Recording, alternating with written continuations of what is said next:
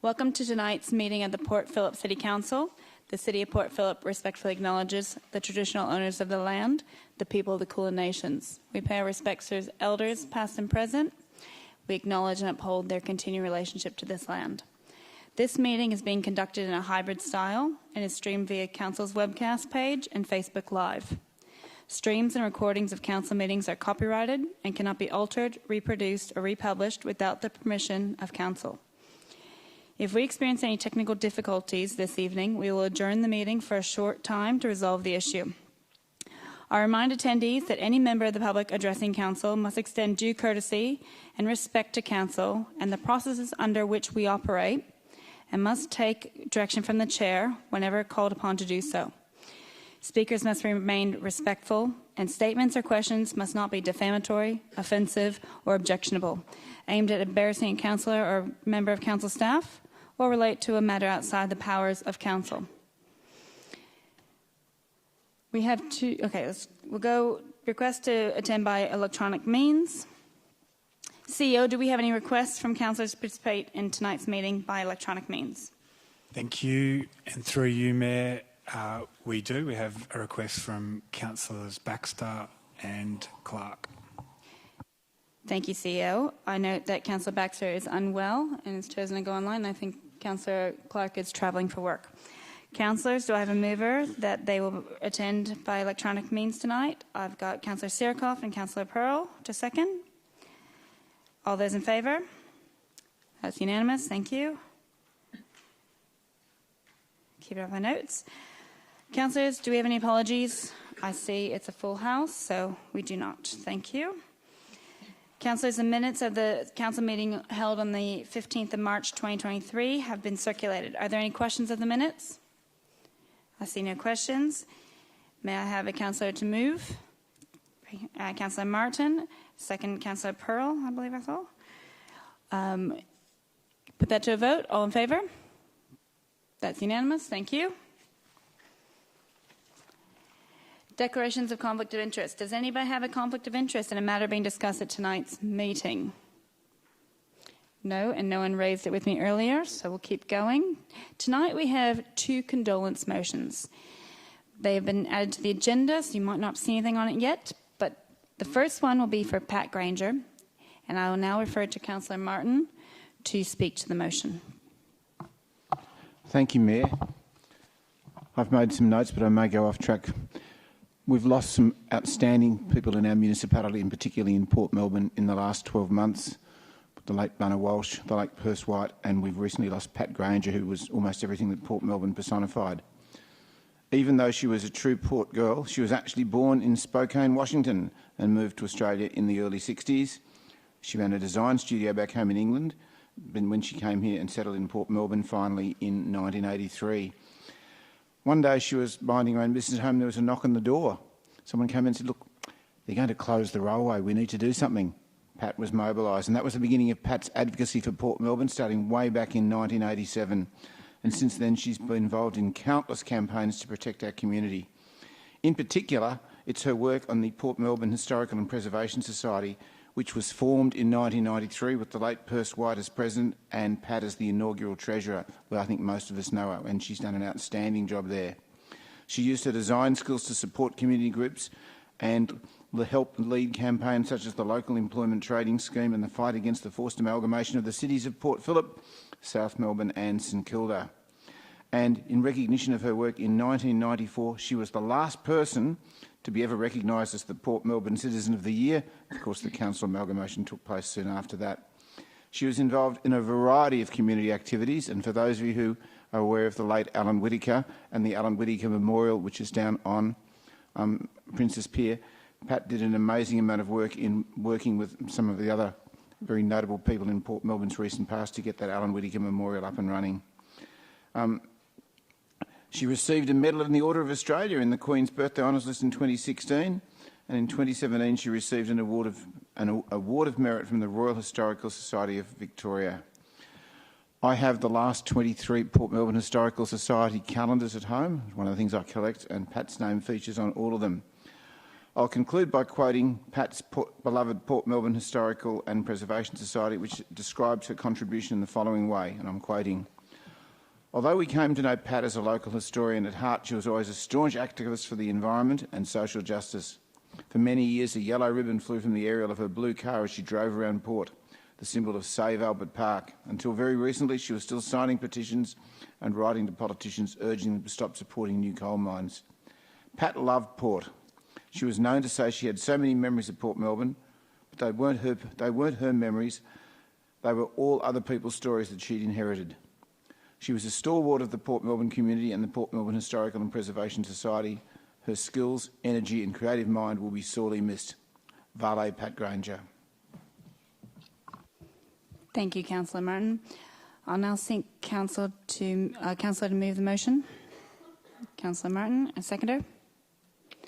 Councillor Bond, thank you. All those in... Oh, sorry, the motion will be, it reads out, expresses its deep regret on the passing of Pat Granger, offers its sincere condolences to their family, and places on record its appreciation for their services to the City of Port Phillip. All those in favour? Thank you. That's carried unanimous. The second... Am I moved down? The second condolence motion tonight is for Terry Norris, and I will now refer to Councillor Louise Crawford to read it out. I feel very honoured to be reading and saddened to be reading this condolence motion. So Terry Norris was a giant of the Australian acting scene, having featured in theatre, television and film productions from the early 1960s right through to 2022. He was perhaps best known for playing Sarge in the long-running series of Cop Shop and Joe Turner in Bellbird. And Terry always had a lifelong love of performing. So he was a local of Balaclava, but Terry's trade took him to England, where he met his future wife, Julia Blake, in 1961. Both Terry and Julia were acclaimed actors, and it's no coincidence that they were married between a matinee and an evening performance of a theatre show. Terry and Julia were married for an incredible 61 years and raised 3 wonderful children, Dominic, Jane and Sarah. In 1982, Terry moved into a career in politics, representing the seat of Noble Park from 1982 to 1985, and later Dandenong from 1985 to 1992. Julia said that this week said that she hopes Terry will be remembered for his commitment to a code of values and the fact that he gave of himself so generously. I am really honoured to move this condolence motion and to formally recognise the incredible contribution Terry Norris made to our local community and far beyond. Veiled Terry Norris. I'm just going to speak briefly, if I may.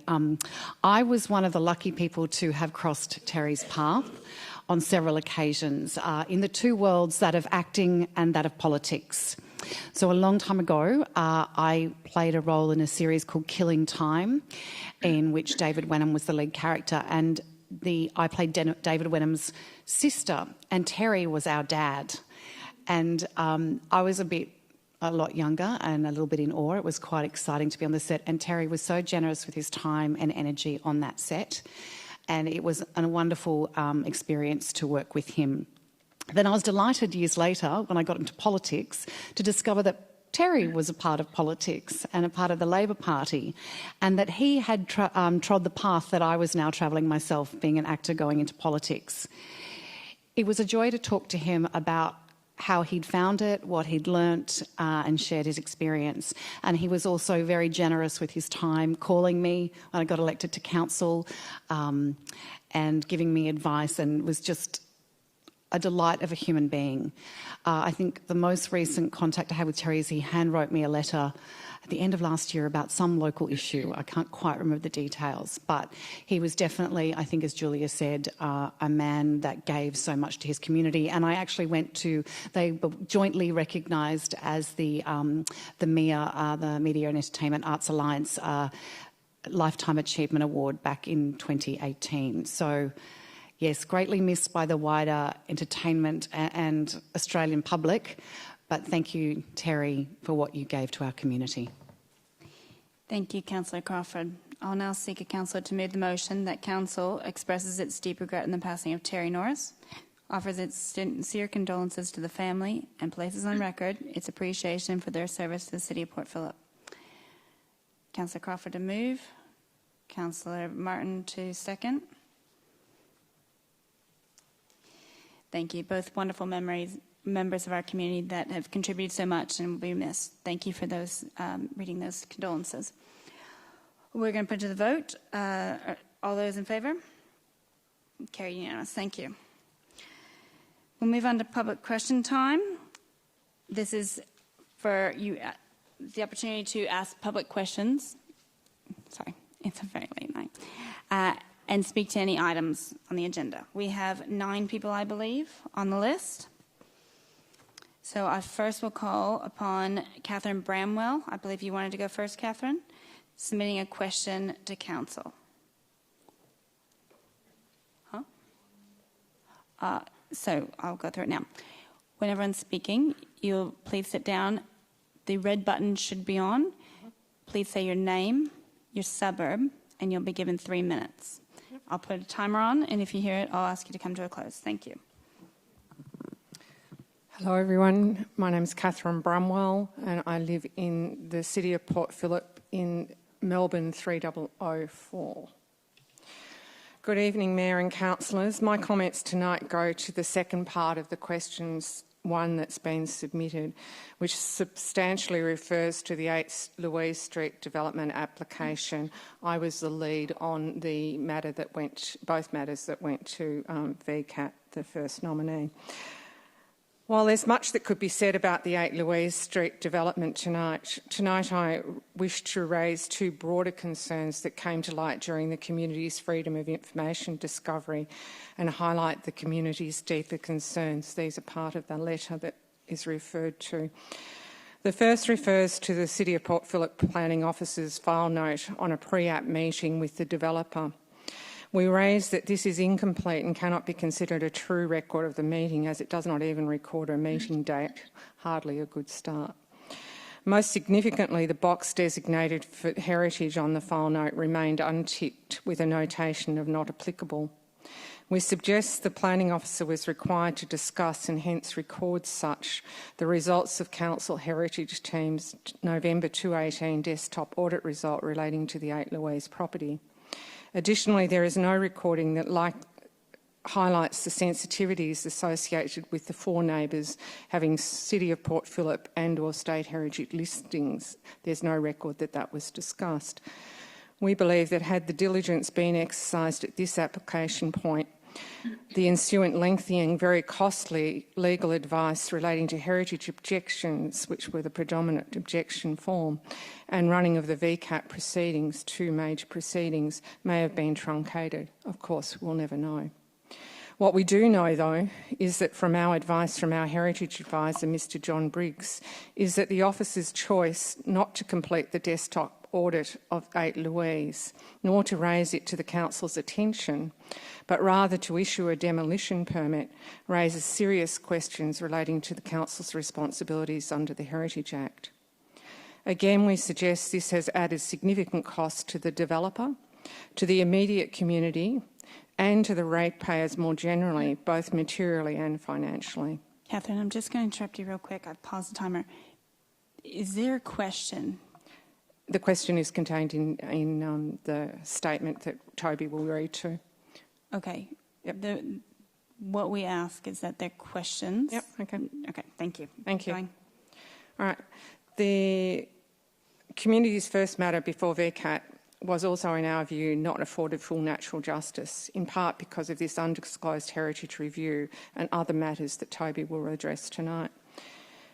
My second example relates to the Council's strategic plan, where it's recorded that there's a need for further 3 and 4-year-old, in fact 3 and 4-year-old kinders per se, as well as community meeting facilities in our area. To date, Council hasn't progressed those services, but it has continued to approve multi-storey developments. We have sought answers to these and other questions through the formal correspondence addressed to the Mayor, but as yet, nearly 3 months later, we are yet to receive a reply. The question is, when will that reply be received and how will these matters be addressed? Thank you. Sure, thank you, because you mentioned, I will come to you, but you brought me into that, and there has been emails today saying that we are sorry. I will take fault that we haven't had a sooner response, but responses have been sent to officers. The CEO has also responded that will be in action. So I appreciate you coming today. I refer to Brian T. Thank you, and through you, Mayor. Yes, the letter that has been sent to you has been sitting with me, and I need to also take responsibility for the length of time that it's taken to provide a response. That response will look at issues including the actions of council, and will provide detail in terms of the issues that have been raised both in the correspondence and this evening. I'd also add, clearly this has been a difficult process. It has gone to VCAT, and as part of that VCAT, many of these issues and concerns were rightly ventilated and debated and not debated, but were considered by the VCAT members, who have made a decision, and that decision, I suppose, has put many of these matters to an end. But having said that, we will provide a response to the issues identified in the letter of the 31st of January. Am I able to respond to that? No, I'm sorry. That's questions tonight. Thank you, but you're welcome to email. I will do better. Next, I call upon Toby Hayes, submitting a question to Council.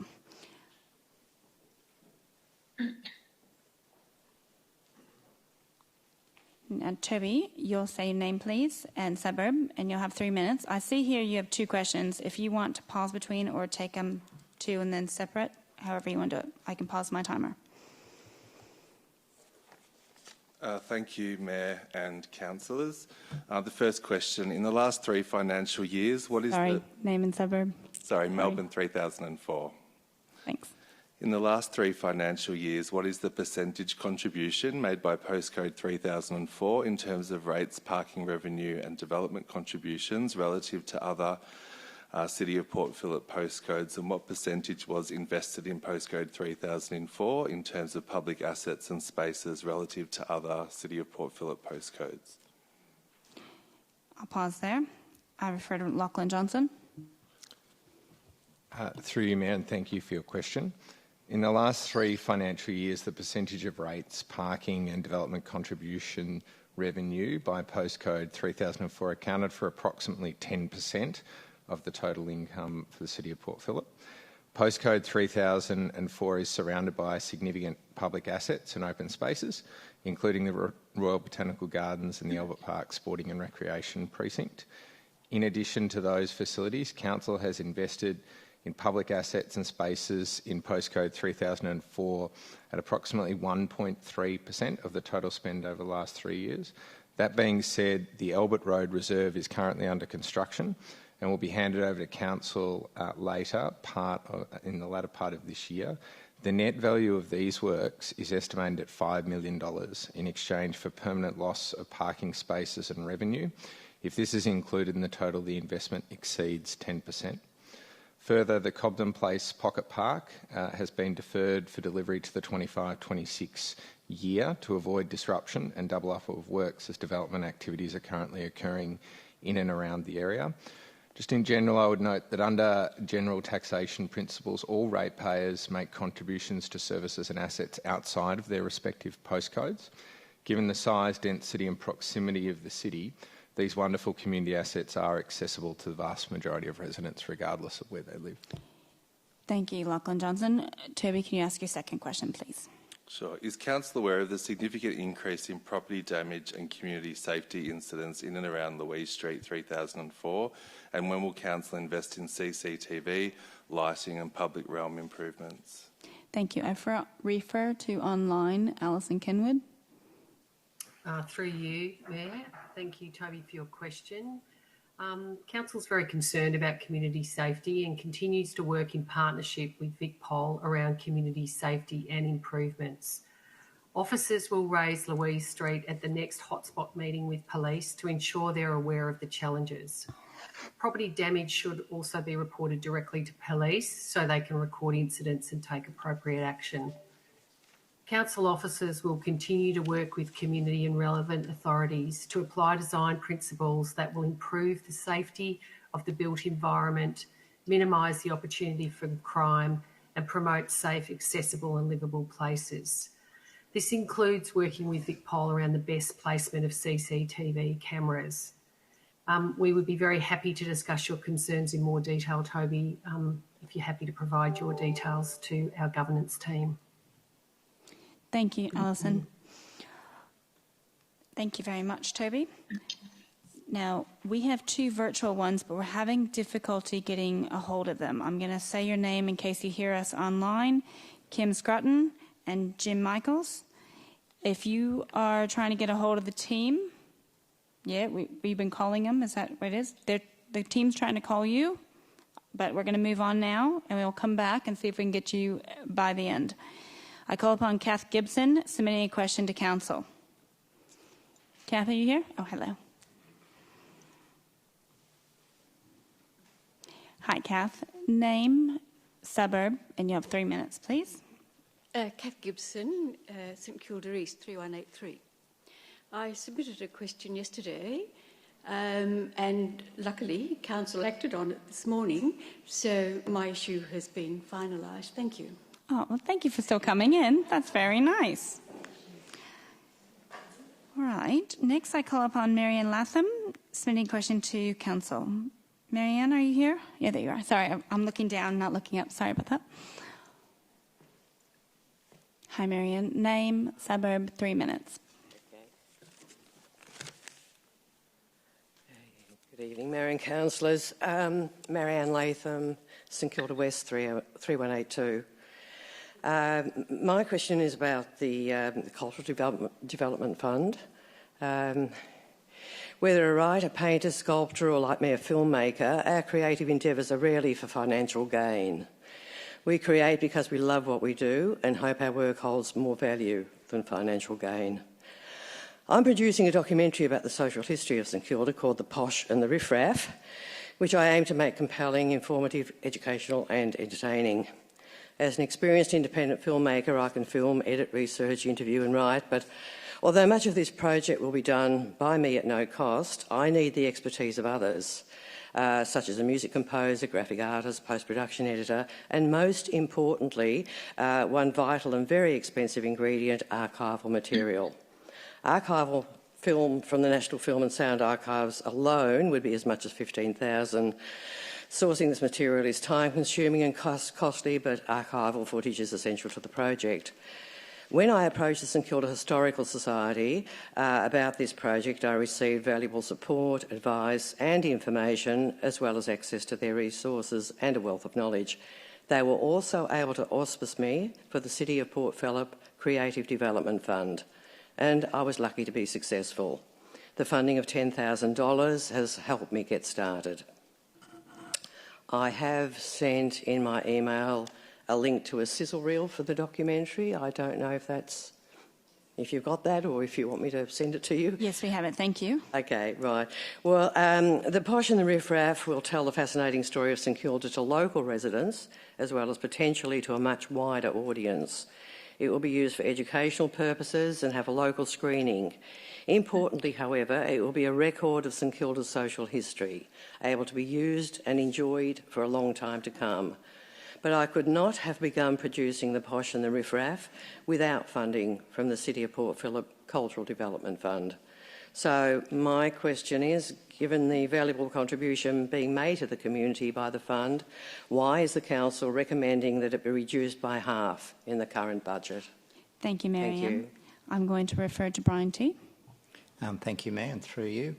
Council is very proud of the artists in our community and of our creative industry, and Council has a very proud and an ongoing record of support for the arts and culture, and we do offer a number of creative community supports, including grants, festivals and other initiatives. And I do want to congratulate Ms Latham on being awarded a grant for a project that seeks to capture, celebrate, promote and preserve our very rich cultural history.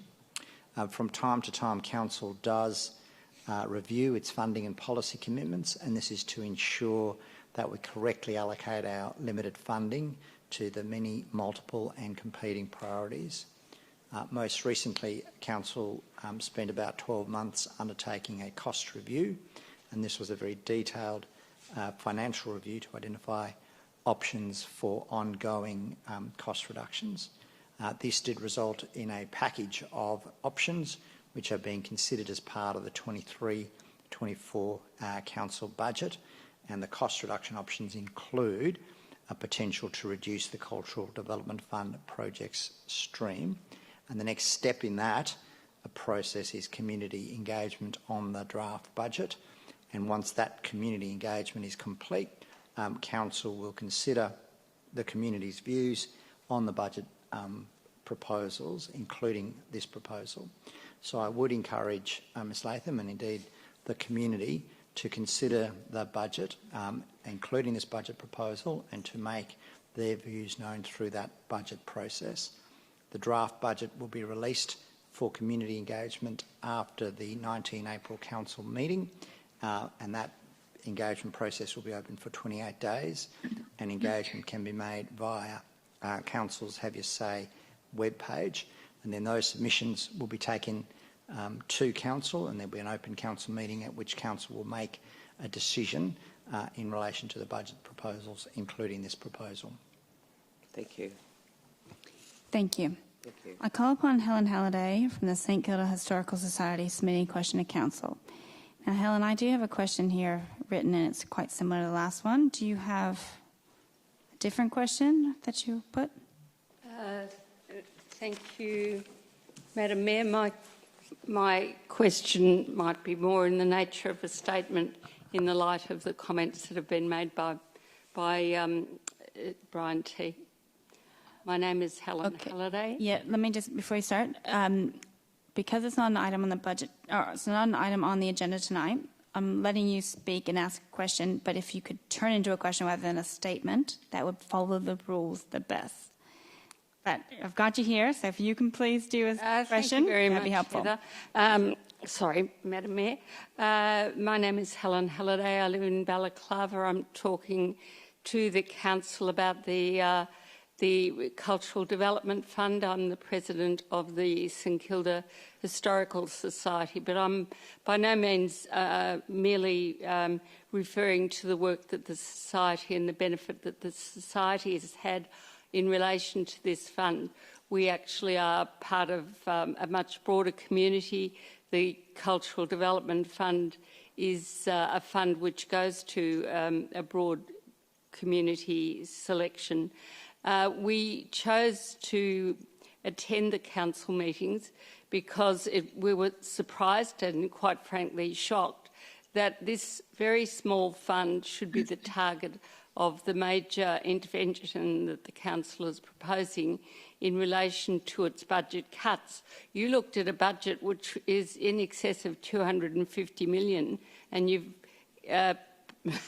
plunged your resources into a fund which is worth, I think, $170,000, and you're proposing to cut it in half. We think that this is inequitable. We think it's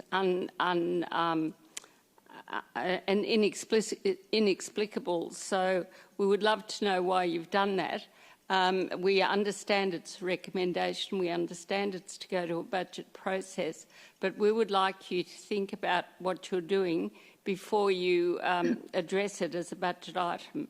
And just to give you a quick summary, the work that Marianne Latham has done is our most recent project. We've got another project which we would like to also address to the council, which is a project done by one of the Paulie Stewart, who's from the Painters and Dockers. We've got a project which you will be launching in the very near future, which is a book on the on movers, shakers and money makers about 19th century St Kilda. These are all projects that just one little organisation in a very big community has benefited from. And I'd also like to say that unlike many of the apparently very upset people in the amongst the officers that we've dealt with have been universally very committed to their task, very dedicated to the process. All of them have given us a lot of help and support in the last 10 years. So we would like you to rethink that. So our question is, why is the council considering such a very small fund in a very large budget, which is basically administered very well by the officers of the council? Thank you, Madam. Thank you. Brian T., if there's anything you can add to that that's different than what you've already said, please. Thank you. And through you, Mayor, I would simply add that the process that Council has undertaken was a 12-month process that a number of different services were considered on a number of different occasions, and this is one of a series of measures that was being put forward as part of the budget consideration process, and the merits or otherwise of that budget allocation will be considered by Council when it considers the community engagement outcomes. Thank you, Helen. Thank you, Madam Mayor. All right, I call upon Lazarus Poutselis, submitting a question to Council. Hi, Lazarus. Name, suburb, and your 3 minutes. Lazarus, Albert Park Suburb 3206. Ready to go. Good evening, ladies and gentlemen. My name's Lazarus. That's Lazarus for the record and the minutes. I'll go straight to the point and say that the website rfnsa.com.au, that's Radio Frequency and National Site Archive, is clearly showing that the City of St Kilda is the testing ground for the highest levels of radiation in the world, which are measured at 26,000 megahertz, which equals 26 gigahertz, which, by the way, is 10 times higher than 4G. Furthermore, the 5G towers located at 13 and 21, the Esplanade, I refer to them as Appendix A and Appendix B, are exposing the residents to high levels of electromagnetic fields of radiation that have never been studied, never been tested on humans before, which makes it a technological experiment on non-informed and non-consenting subjects. Moreover, are you aware that 6,000 scientists have signed the appeal for the halting of 5G rollout on Earth and in space? I therefore ask, what urgent actions are you as a council going to undertake to protect your community from the Commonwealth Legislation and Telecommunications Act of 1997, unlawfully power-grabbing our inalienable rights to live in a safe environment, whilst a non-proven, inverted commas, essential and wireless 5G technology experiment is performed on us collectively without the clear and informed consent of the subjects of this city and others. There is clearly an urgent and major issue of health and safety in our city and cannot be relying upon an outdated Telecommunications Act from 1997, and our council needs to act proactively in the interest of all in this city. Thank you, Lazarus. I'll refer to Brian T. Thank you, Mayor, and through you. Mayor, the location of telecommunication towers, including 5G towers, is not a matter in which Council has any jurisdiction. Council's permission is not sought. There is no requirement for Council to issue a permit, and Council doesn't issue a permit. These matters are not governed by the Local Government Act, which governs the jurisdiction of councils. Thank you. Thank you, Lazarus. Is that where we stand? Pardon? Can I ask a further question? No, I'm sorry. That's the system. We have one question response unless you've submitted 2 questions already. I'm only learning. This is my first time, so therefore we meet again in 2 weeks? You're welcome to do that. It only makes sense. I mean, I wouldn't put my children in those buildings. Thank you, Lazarus. I call upon Peter Moraidis, submitting a question to Council. Hi, Peter. Name, suburb, you have 3 minutes. My name is Peter Moraidis and I live in St Kilda 3182. My questions relate to the Climate Emergency Action Plan currently being drafted by council officers. Some context. Councillors, as you will have seen, the latest United Nations IPCC report is a bleak report of the state of the world. Greenhouse gas emissions continue to climb, approximately 12% higher than in 2010 and 54% greater than in 1990. In this context, the federal government's recent changes to the safeguard mechanism, at the very best, only deals with 28% of the country's domestic emissions. It won't deal with the community emissions generated by industry and households in Port Phillip. Nevertheless, as the Port Phillip website states, the municipality as a whole is responsible for adding about 1.3 million tonnes of emissions annually, every year, to the world's global emissions, making ever thicker the greenhouse gas blanket keeping the sun's heat from escaping. Needless to say, it's the impacts of this ever-thickening blanket of greenhouse gases that is the core of the climate crisis. That's why it is important that the Port Phillip municipality, through its government, the Port Phillip Council, assumes its share of responsibility for reducing the municipality's emissions and so be a link in local government climate leadership. So my questions are, how is the Council's climate emergency plan, which is currently being drafted, taking the strong measures, strong targets, 250 net zero is inadequate, and strong incentives to facilitate the reduction of our municipal emissions through our municipal emissions? And how will it find ways of bringing together an often more than willing but fragmented community to act? My second question goes to this. Port Phillip Council was recognised as a sustainability leader and given its extremely vulnerable seaside location and its highly climate-conscious citizenry, it can again be a model for emergency climate action.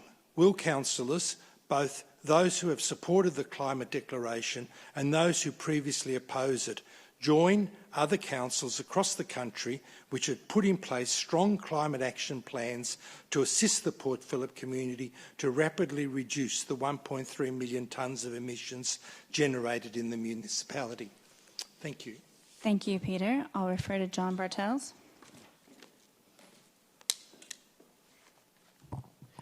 Through you, Mayor. Council officers are working through a thorough process to develop our first climate emergency action plan, which outlines the City of Port Phillip's response to the climate emergency. Council officers are very aware of the science and the new IPCC report, and we'll be considering this in the drafting and development of the Climate Emergency Action Plan, as well as also the revised Act and Adapt Sustainability Strategy. Community action will form a key aspect of both the documents, and in particular the Climate Emergency Action Plan, as Peter has highlighted tonight, as we have recognised that no level of government, including Council, can achieve the necessary outcomes alone. As such, advocacy to other levels of government to support our community to make changes and take actions will also be important and be featuring in that plan. The items mentioned will also be considered in both documents, as well as upgrading and existing of new houses to be more efficient, decreasing our resilience on fossil fuel dependency, and building a less wasteful community are all key opportunities. The draft of both documents will be consulted upon later this year and before they're finalised, and so that gives the opportunity for Peter and other members of our community to have the opportunity to provide feedback that can be taken and considered in the finalisation of that plan. Thank you, John. Thank you, Peter. I'll check in with the team. Have we had any more luck online with Kim and Jim? Nothing. All right, thank you for keep trying there. In the chamber tonight, I've had 3 people submit the blue form. So first I'm going to go to Linda Condon, submitting a question to Council. Hi, Linda.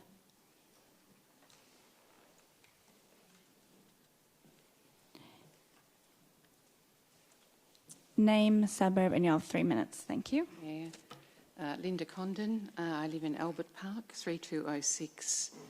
And I have to say part of my question has already been answered, so I'll only ask part of the questions I have here. And it is in relation to the Council's Climate Emergency Action Plan and the latest IPCC report, which outlines very clearly 10 strong areas of work required. I really wanted to know that the Council have they put enough resources behind the development of the Climate Emergency Action Plan, because I am concerned that maybe one person working on it and another supporting it may not be sufficient. I'll refer back to John Bartels.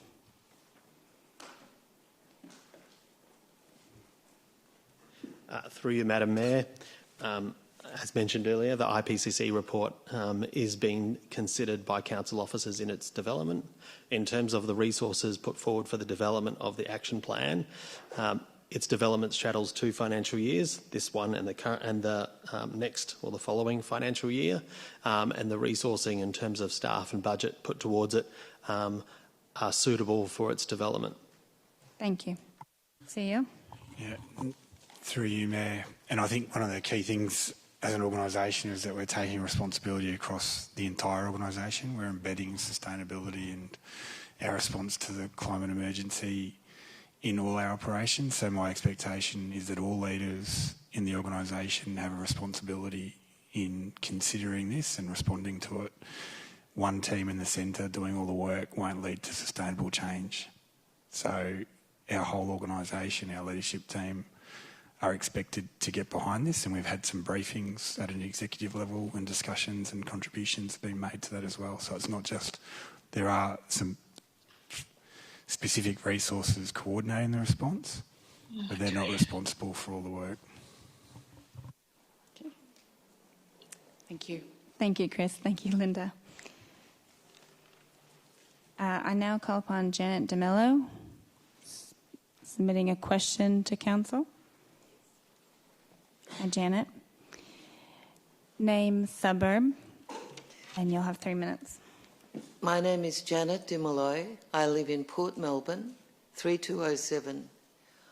I'm a member of, tonight, I'm presenting myself as a member of the Australian Conservation Foundation, McNamara, and we are affiliated and support Pecan, who spent a huge amount of time and a lot of research in the hope of helping the Council by making useful suggestions that were realistic in a document which was the Climate Emergency Action Plan.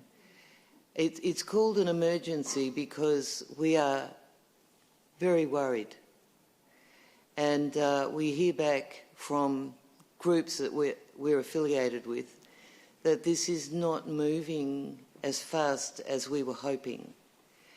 We know there's an Act and Adapt document being put out by the Council. We're looking, if the Council could do this, to make these 2 documents work better together, because our feeling at the moment is that they're working side by side rather than coming together, and we think that because they're not matching, they're not working as well as they could. So I'm asking what the Council feels about the speed that this is happening at, because we put this plan in before the last election. So I suppose that's more the speed and to get these 2 documents to work together better. So the question you'd like to have asked is if we think this is working. Can we make this faster? Can we make it faster? And can we get this more streamlined? Yeah, great. John Bartels, can you respond? I'll have a go. Through you, Madam Mayor. Council officers are working through a thorough process. It is challenging. There is a lot of information out there and a lot of work to be done in terms of the development of the Climate Emergency Action Plan. So officers are moving as fast as possible to develop the plan and also to integrate this alongside or as part of or with the review of the Act and Adapt Sustainability Strategy so that they do read together. That is the intent and that is how they're currently being developed at this stage as an integrated whole, with the intent that the Climate Emergency Action Plan helps to draw up and effectively summarise and highlight the activities for Council in terms of responding to that climate emergency. Thank you. I now call upon Alan Farrar, submitting a question to Council.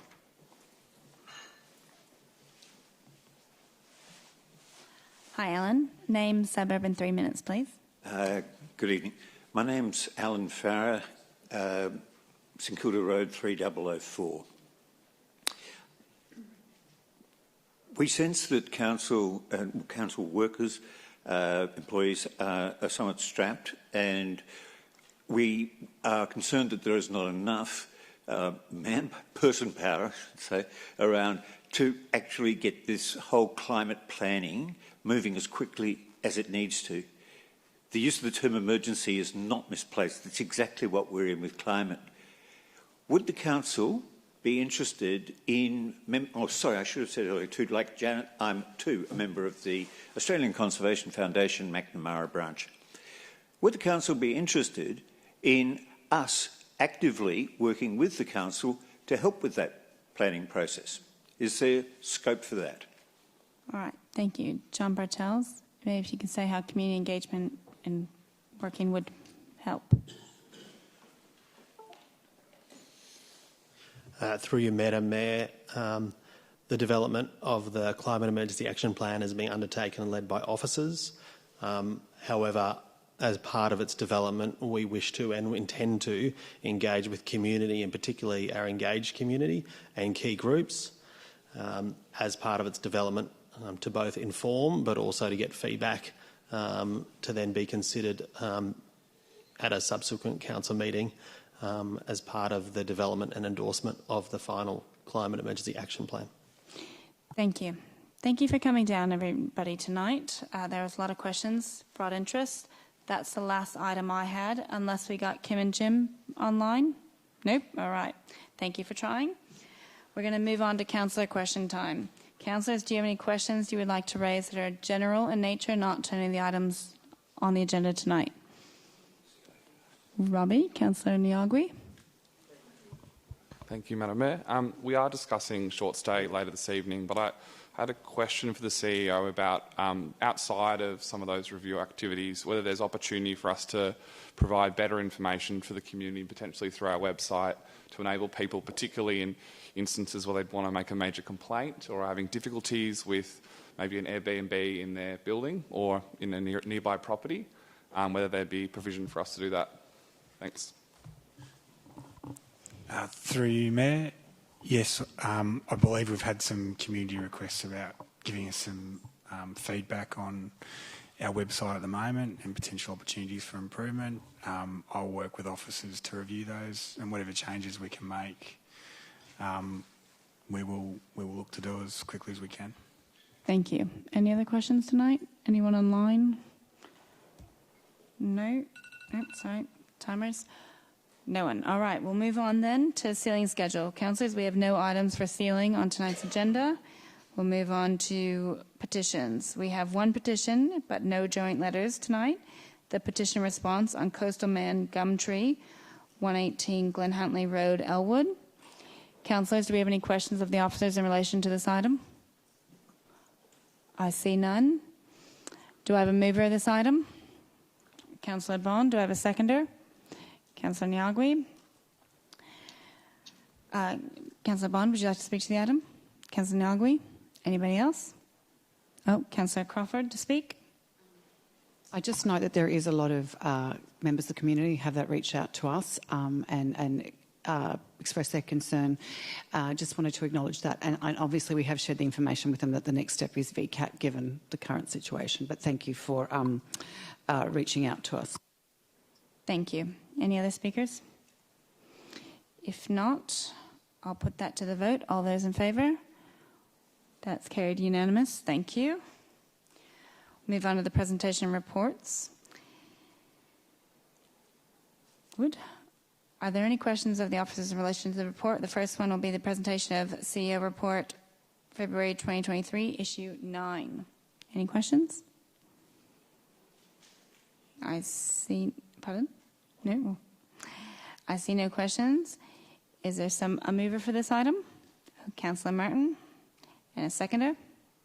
Councillor Niagwe. Councillor Martin, would you like to speak to it? Very briefly, there's always a wealth of exciting information in the CEO's report. Can I highlight two things? Diversion from landfill before our FOGO rollout late last year, 31.7% diversion diversion from landfill increased within 2 months to 39.5% as we commenced our FOGO rollout. That will only get better. What a good news story with lots more room for improvement. And secondly, our first environmental upgrade agreement with the business in Clarendon Street, St Kilda, Clarendon Street, South Melbourne. Council's working with the business to support the installation of solar panels there. So two really good news stories, and there's lots more in there. And lastly, a comment. Number of projects have been deferred, and we've been advised by our CEO that sometimes it's just not possible to get the resources to get these projects underway. They're listed in the CEO's report. And my only concern is when we get these projects up and running eventually, and I know there are really good reasons why we can't do them now, I'm just a little concerned that the costs will tend to blow out, and we need to make sure that we've got adequate provision for them when these projects come on board. Thank you, Councillor Niagwe. Do you want to speak to it? No? Anybody else want to speak to the item? Councillor Sierkoff. Probably missed my opportunity. I should have asked a question. Do you have a clarifying question? Clarifying question, yes, please. I'd like to ask an officer, given the what's just been said a moment ago, that what Councillor Martin said is that we've had an increase in diversion of waste to landfill. Can an officer provide how many tonnes we might have diverted, say, over a period of, say, 1 or 2 months, and the savings due to what we've saved in the waste levy charge to the state government? Lachlan Johnson. Through you, Mayor, I would love to be able to answer that question with those figures off the top of my head, but I'll be more than happy to provide them in the minutes and take it on notice.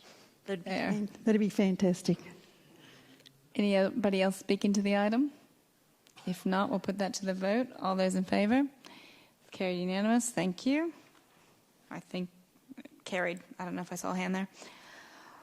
All right. Now, where are we at on that one? No. Okay, sorry. I did have a request to move some things on block, but we haven't previously discussed, so I think we're just going to have to keep moving through because I don't know who's speaking to what. We had no speakers to any items on the agenda tonight, so it is still feasible, but I'm going to keep going until we get that sorted. The next is 9.1, the state of children's services within Port Phillip annual report. There's some typos there. 2023. Thank you. Are there any questions of the officers? Councillor Martin. One thing that strikes me in the report, and it's a great report, is that there's been a decrease in the take-up of council childcare places in the last year or two. Are officers able to advise what can we do as a council to try and increase the uptake of positions in our centre? I also noticed that it's difficult to obtain staff in the current employment situation. What can our officers do to help us increase the take-up of staffing in those positions as well?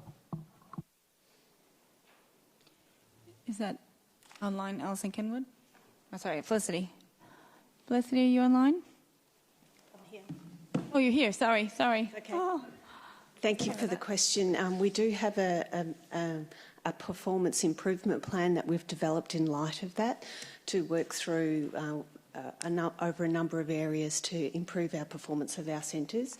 I think the staffing issue that you raise is a big part of what's going on and a considerable blocker for us to be able to, a challenge that is not just in our centres, that is across Victoria and across Australia.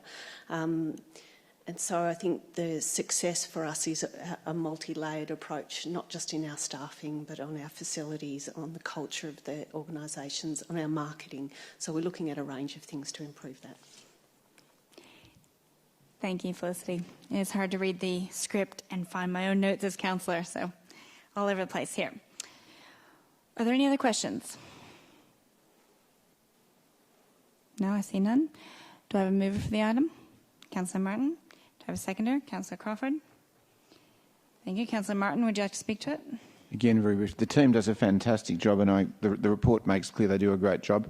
I certainly wasn't trying with my questions to raise any concerns that I'm concerned about what our staff are doing. It's just that these are issues. I'm on the board of one of our local community-run childcare centres. We're facing the same issues there, but very comprehensive report. Thank you so much, officers, and we look forward. And in a year that was very, very challenging with some other issues that are referred to in the report as well. So look forward to perhaps a slightly easier year for the team next year. Thank you. Councillor Crawford, would you like to speak to it?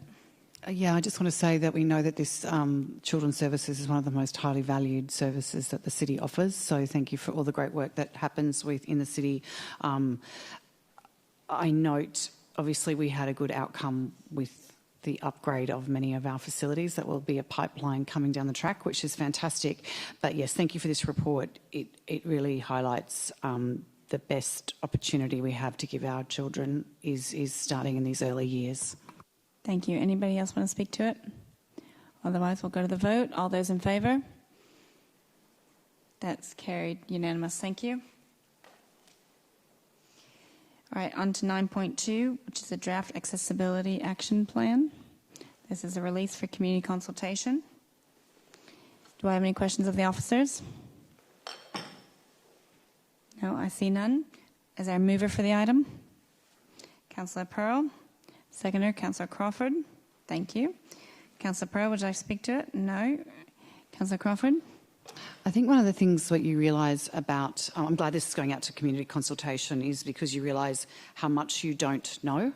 When you talk about accessibility action plan, there might be obvious things, whether it be a footpath or a doorway, but there are so many other ways that people need accessibility. So in our city, whether it's signage or all sorts of ways they access accessibility could be access to the internet. So there's a whole lot of things that can be addressed.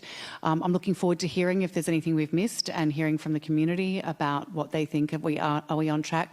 Because this is really, really important for our community. If we can get accessibility right for our community, it makes their lives so much better. Thank you. Anybody else want to speak to the item? Yes, Councillor Sirikoff. Thank you, Mayor. I'd like to also endorse Councillor Crawford's words. I'm really looking forward to. I'm hoping that community will engage with feedback on this draft, because in the past few weeks I've received a number of emails, and specifically one where a person who is vision impaired raised issues such as footpaths. Narrow footpaths, which can be a trip hazard for him. Also, it's not very good for people or parents who are pushing their prams on narrow footpaths, which are also can be a bit, if they're not even, can be a bit of a problem. But also for the vision impaired person, they raised issues around e-scooters, which are left on narrow footpaths outside of his home, that makes him difficult to get around and having to step onto the footpath. Along with pedestrian lights, which need to be increase their time so that they can cross the road, whether you're young or old or vision impaired. So I think it'd be great for community to raise anything that they see can be something that stops them from getting around or makes it very difficult. So I look forward to that feedback. Thank you. Thank you. Anybody else to speak to the item? If not, I'll put that to the vote. All those in favour? That's carried unanimous. Thank you. Two more reports. 10.1, Places to Live, City of Port Phillip Housing Strategy. This is the discussion paper and Phase 2 community engagement. Do we have any questions of the officers? I don't see any. Thank you. Do I have a mover for the item? Councillor Martin. Councillor Crawford, a second. Councillor Martin, would you like to speak to it? I found this paper a very interesting read and a surprising read. There are some very interesting statistics that I'm sure our community will be very interested in when they read the document, or at least read the executive summary of it. And as we ask our community where they see us going with our housing plan over the next couple of years, there are some major challenges. Can I just note a couple of points I've picked up?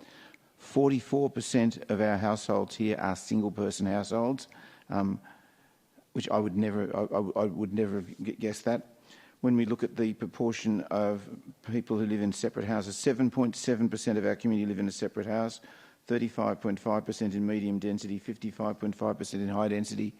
These decisions have enormous implications for where we're going in terms of our future planning. We've been talking about the South Melbourne Structure Plan and consulting over that, and we've been seeing the stuff in the press over the last couple of weeks where urban planning has been a real issue, and the newspapers have been all over that with the state government making various suggestions about what they think should happen. I urge the people of Port Phillip to, when this document comes out for consultation, to have their say and make very clear what they see our city of Port Phillip looking like in the next 2 or 3 years with regard to housing. Thank you. Councillor Crawford? We know that housing is at crisis point, and obviously what we're doing right now is not enough, and we need to do more. So this is part of our thinking. It's all 3 levels of government that need to work together for moving the different levers that we have in order to address the problem. It's not even looming problems, the current problems. I know that issue that is really being talked about at all levels of government is affordable housing as opposed to public and social, which are greatly needed as well. So I look forward to feedback on this document. Thank you. Any other people want to speak to the item tonight? No? All right, I'll put that to a vote. All those in favour? That's carried unanimous. Thank you. Oh, sorry. It was not carried unanimous. It was just carried. Thank you for clarifying. Right, on to 13.1, update to procurement policy. Councillors, do we have any questions of the officers on this item? I see none. Okay. Reading body language, sorry. Do I have a mover for the item? Councillor Crawford and Councillor Sarikoff, just second. Thank you. Councillor Crawford, would you like to speak to it? Councillor Sarikoff, would you like to speak to it? No? Okay.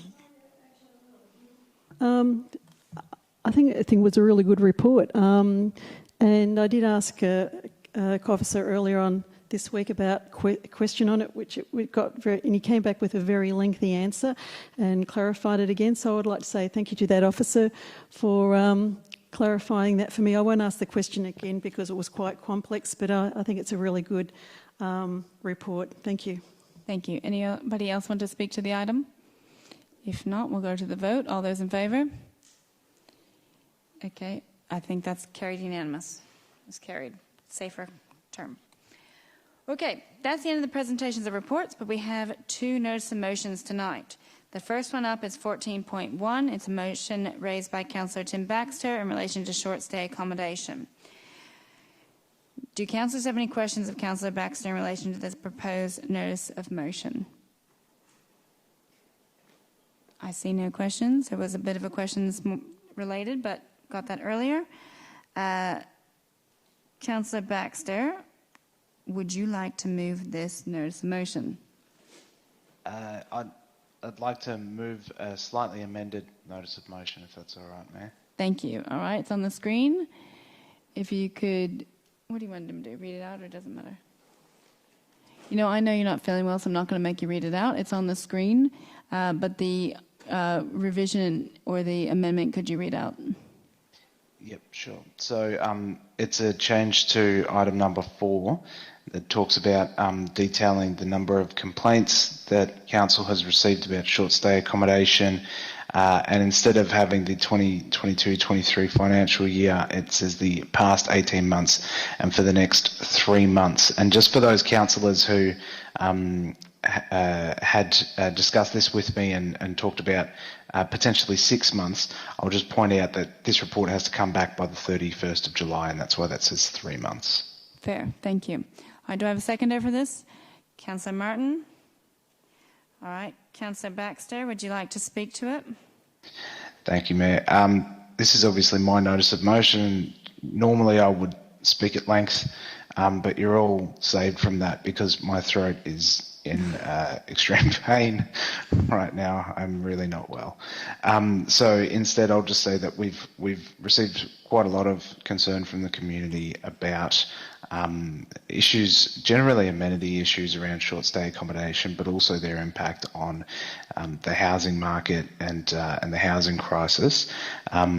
There is clearly a lack of regulation in this space. This report is about how we can be best informed as a council about what regulation we might be able to take, and if not, then what regulation the state government may be able to take and what we may wish to advocate for. So this is the start of that. It's gathering the information that we need and providing a report, but I believe it's an important first step. So thank you very much to those people who got in touch with council about this issue, and I urge councillors to vote for it. Thank you. Councillor Martin, would you like to speak to it? Thank you very much, Councillor Baxter, for drafting the notice of motion. We've had a number of people contact us. We've had people speak in the chamber, and we've been contacted by email and telephone. There are a number of residents who are concerned about the potential impact of short stay accommodation, and I think it's great that we ask our council officers to see what we can do as a council. And I also note that we passed a motion here, I think 2 meetings ago, where we've asked our representatives on the Municipal Association of Victoria, MAV, to raise it with other councils as well. So hopefully we can get a joint position amongst all urban councils so that with the state government support we can have some common regulations to make sure that people are comfortable living in an environment where, and we're not saying that we shouldn't have short stay accommodation, but they need to be well regulated and shouldn't impact negatively on their surrounding neighbours. Thank you. Any other councillors want to speak to the item? For or against? Councillor Pearl? Thank you, Madam Mayor. I don't support the motion because of item number 3 in terms of the request or foreshadow or request for regulation and management arrangements. So short stays provide a huge benefit to our municipality that often gets lost in these conversations, and there's a plentiful amount of existing rules and regulations, particularly at the state level, regarding noise constraints, noise restrictions rather, appropriate behaviour within the bounds of property, and antisocial behaviour that impacts neighbours, particularly in apartment buildings. There's existing regulations in place. So I don't think we should be necessarily focusing on short stays at the moment. I understand there's been a large amount of community concern, particularly relating to apartment blocks, not so much in terms of individual dwellings per se, but there's already ample regulations in terms of noise complaints and use of property. People who own property have rights, and those rights should be respected. It's not the place of government to impose rights on people that own property. People that own property aren't allowed to use those rights to impinge on other people's rights, such as the freedom to have a good night's sleep, etc. And they have to act as good neighbours. But there's existing regulations that are already in place. So I don't support the motion as it stands, particularly because of item number 3. Happy to get reports about updates, etc. But I think all it's going to come back with is recommendations on how we should change our laws that probably already reflects what's already in place and would potentially impinge on individuals' property rights, which I just don't agree with. Thank you. Any other councillors to speak to the item? Councillor Niagwe? Yeah, I'll be voting in favour of this. A number of people have raised this with me and other councillors, and I've also heard many, many stories over the years of people having really horrible experiences with short stays in their area. Look, a lot of us use, Airbnb and other providers. They provide a really excellent way to stay when you're travelling, but unfortunately there are lots of negative examples out there, and I think given that there hasn't been much movement at a state level, but we do still have many, many residents who are having challenges with this. This is an opportunity for us as a council to look at ways that we can positively step into this space. It's really difficult. I don't think we want to be going into like complicated regulations. There's likelihood that we won't be able to do much. But I think if there's something that we can do that means that our residents are able to have a better quality of life and we're able to better balance the advantages and the negatives of short stay accommodation, I think that's something that we should look at. There's obviously examples elsewhere in Victoria, which Peninsula Shire is often mentioned. I think it'd be really worthwhile to us to look at those and see if there's something we can do, because, as I say, there's a lot of people who have a pretty horrible time with these places, and if we can lessen that, that's something I think we should look at doing. Thank you. Anybody else to speak to it? Councillor Crawford? I will be supporting this. I think anyone who possibly hasn't lived next to or in apartment buildings doesn't know how difficult it can be for people who just want to reside in their own homes, and having people coming in and out, both safety, noise, amenity, a whole lot of things. So I think this is not binding us to anything. It's just looking at the options that are available to us, as we do in most instances.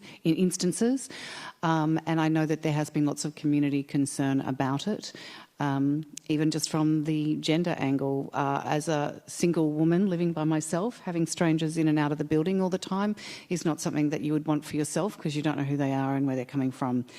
So there's a whole lot of aspects to this beyond just the noise and amenity. So I'm happy to support this motion. Thank you. Anybody else to speak to it? If not, I'll go to you, Councillor Baxter. Do you want to close? Sure, I'll make it brief. I'll just refer to to Councillor Pearl's statement that we have adequate regulation. I think when you're getting the level of complaints that we get and that state government gets, and the fact that there actually aren't many or any prosecutions or negative outcomes for those people who do breach, what regulations there are shows that it actually isn't regulated enough. There isn't enough strength in that. I do think that the argument that we should never vote for anyone's property rights to be infringed is quite strange in local government. Like we have planning applications that where we put conditions on how people can use their property. We zone areas that say how people can use their property. This is what we do for the good of the community. It's literally us, government, telling people how they can use their property in a way that benefits everyone. I don't see this as being any different. Thank you, Councillor Baxter. We'll put that now to the vote. All those in favour? That's carried. Thank you. All right, let's put that in division. All those in favour? All right, Sirikoff, Niagui, Consolo, Clark, Baxter, Martin, Crawford. Those against?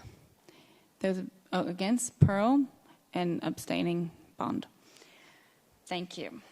All right, we'll go on to item 14. It's carried. Sorry, it's carried.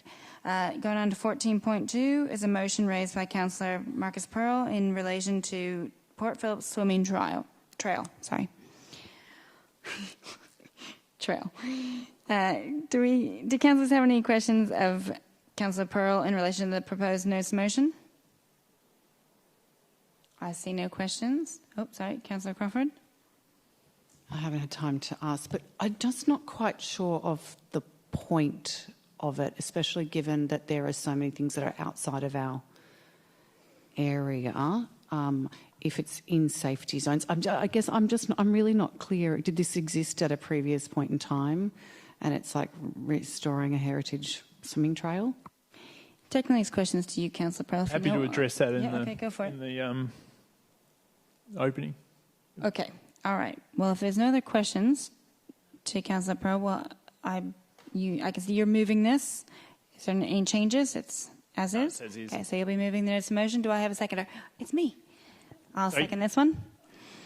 So, councillors, you have the opportunity tonight to partake in potentially a world first. No, this hasn't happened before, Councillor Crawford. This is a first for our municipality, potentially a first for Australia, and maybe a first for the world. And when difficult things come and ambitious projects come to our chamber, they often involve multi-layers of regulation, unfortunately, and other levels of government.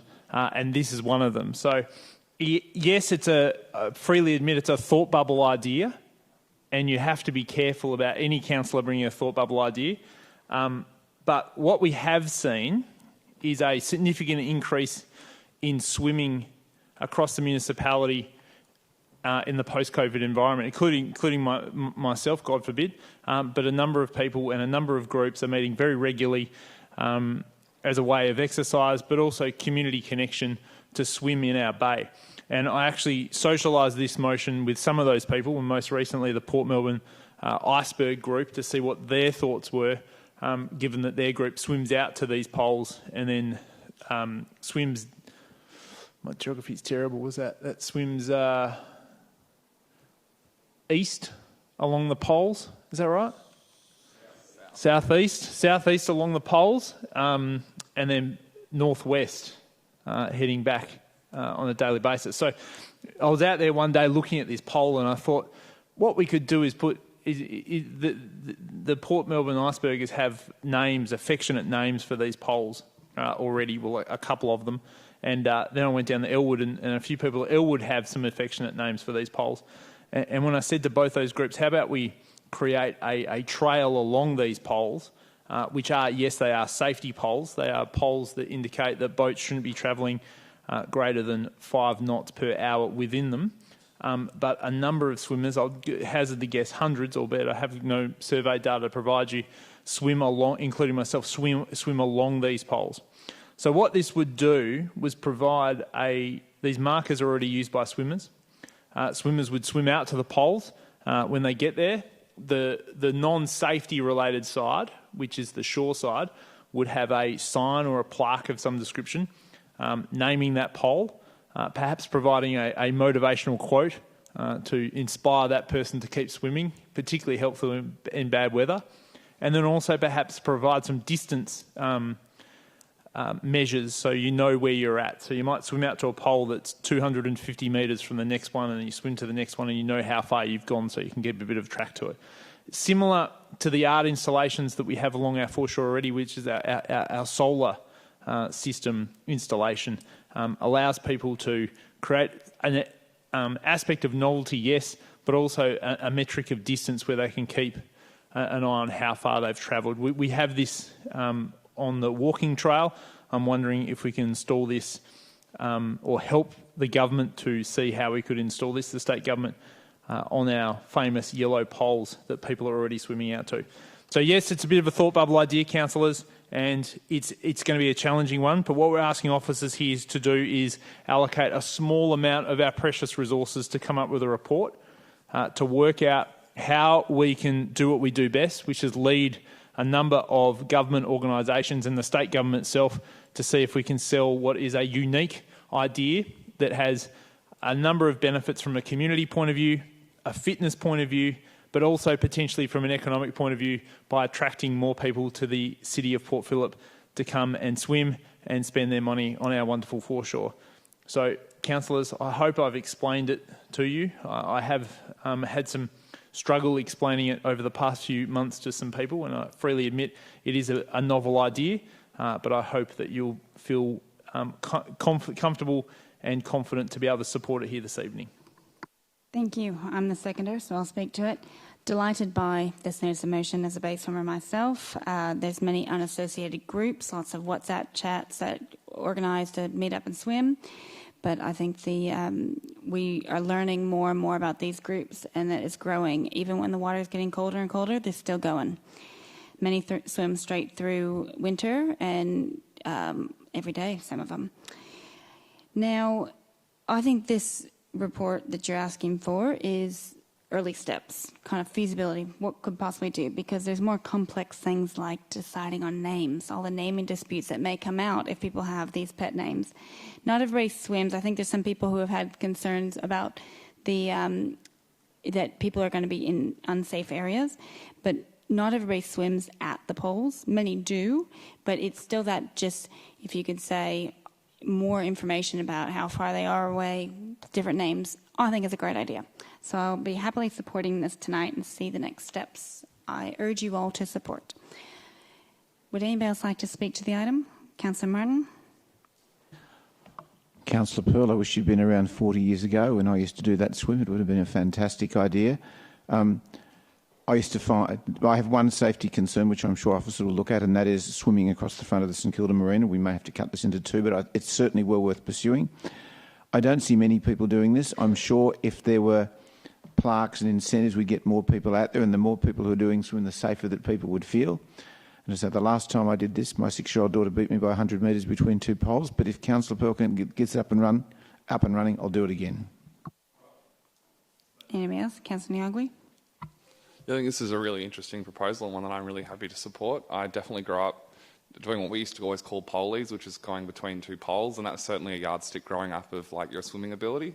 I remember the first time I did a polie, I was pretty proud, and also getting out that far into the water is also a bit of a challenge. I think it's often it's an area where we don't really quantify it and sort of think about it, particularly at the moment, but it's certainly an area I think we could, look at trying to formalise it more. Obviously, 30 years ago, people didn't talk about the Bay Trail with the level of affection they do now. A lot of the walking trails around Melbourne are similar.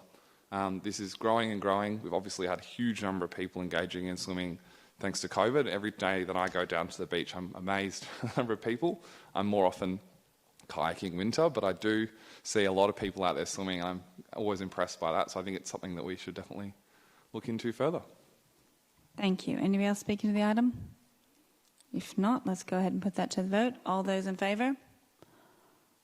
That's carried unanimous. Thank you.